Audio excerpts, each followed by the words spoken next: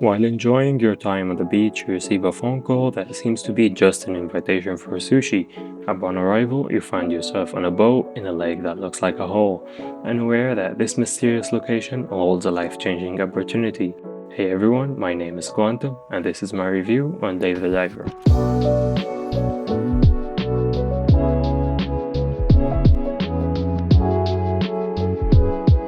Dave is only expecting sushi, but Cobra has got other plans. He introduces you to his new sushi restaurant called Bancho Sushi, run by a sharp-tongued chef described by Cobra called Bancho. When visiting the sushi restaurant, you'll meet Bancho, who isn't really friendly at first. While looking how exciting and good the restaurant looks, an earthquake happens and the restaurant is ruined. With no money to fix it, you decide to open it anyway, and here you learn two important aspects of the game. First, the restaurant only opens at night, and second, you can only dive once in the morning and once in the afternoon. With no one to serve the food, you help Bancho doing exactly that. Throughout the game, you're gonna meet many characters, like Ellie, the scientist, and Duff, who creates weapons for you, with an interesting catch that the weapons parts must be gathered from the blue hole itself, because everything you bring down will break as soon as you dive, and everything you bring up from the hole will break down as soon as you get out. But how does Duff make weapons anyway? He does it through a phone app. Yes, don't ask me about that. Everything in this game runs by a phone app. Diving is the core aspect of the game. Every dive is different, and the blue hole will change its layout almost every time you dive. Why almost every time you dive? Well, the game says otherwise, because some missions really require one layout, and this layout's gonna be repeated a lot even if you finish the game. So yeah, you gotta live with that.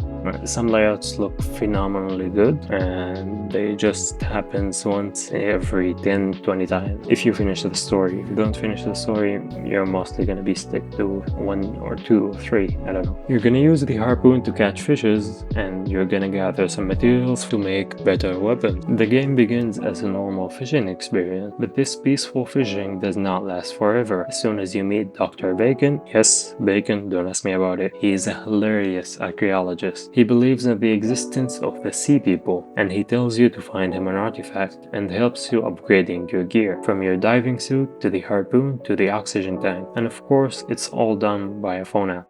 The game gives you a hint by showing a cargo ship being destroyed by an octopus-like creature.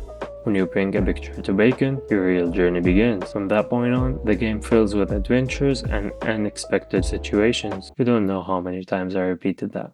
At its heart, the game constantly balances between two things: the tense resource management of diving and the fast-paced chaos of running the sushi restaurant. But what really keeps things fresh are the minigames, which completely switch up the gameplay. One moment you're sneaking past guards, breaking through ice walls, fighting sea creatures, piloting submarines, or freeing animals from the pirate. This unpredictability keeps every chapter new and engaging. While your underwater journey is packed with crazy adventures, the same actually can be said about working at the restaurant. VIPs will visit and request unusual dishes. You're gonna participate in food contests, learn about Pancho's backstory, celebrate festivals that focus on specific food categories, and hire staff. You're gonna later meet Otto, who asks for a dish that only can be made with a fish that appears at night. So yes, you're gonna be able to dive at night now.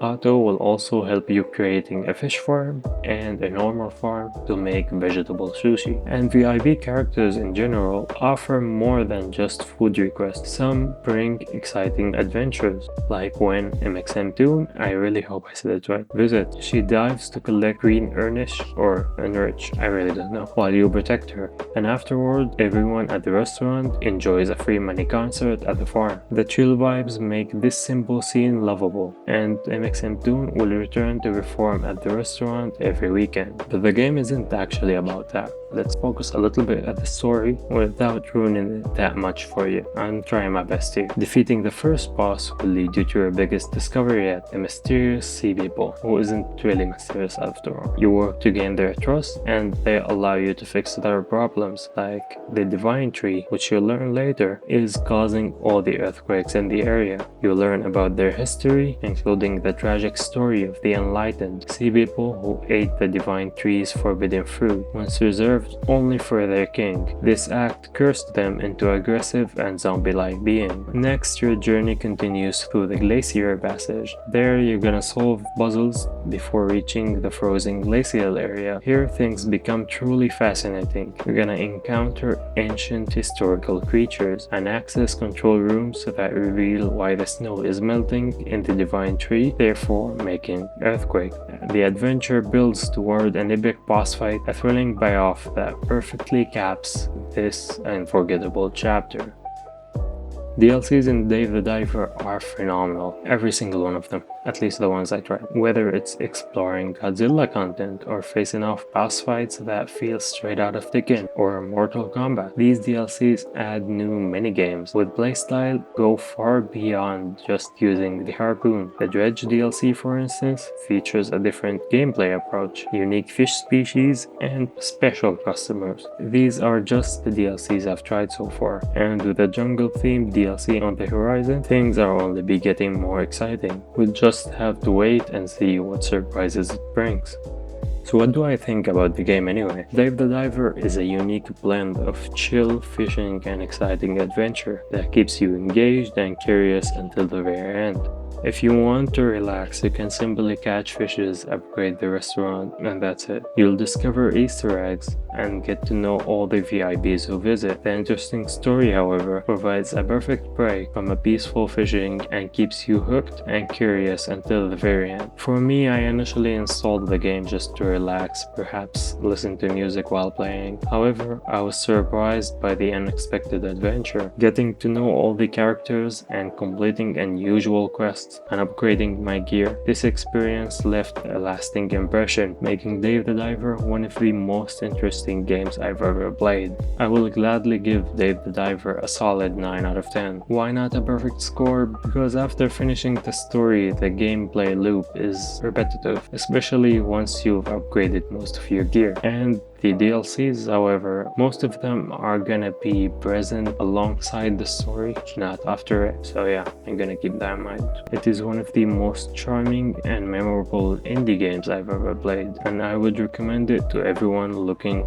for a relaxing yet surprisingly adventurous experience. If you like this video, press the like button, and if you're hoping to see other indie games I review, just subscribe to the channel because I'm working on more of them. With Dave the Diver getting such a score, there is only one way to say goodbye to this game, and this is what we're gonna do with every game that gets a score of 9 out of 10 or 10 out of 10. So here's my way of saying goodbye, Dave the Diver. My name is Quantum, I hope you liked this video. Peace!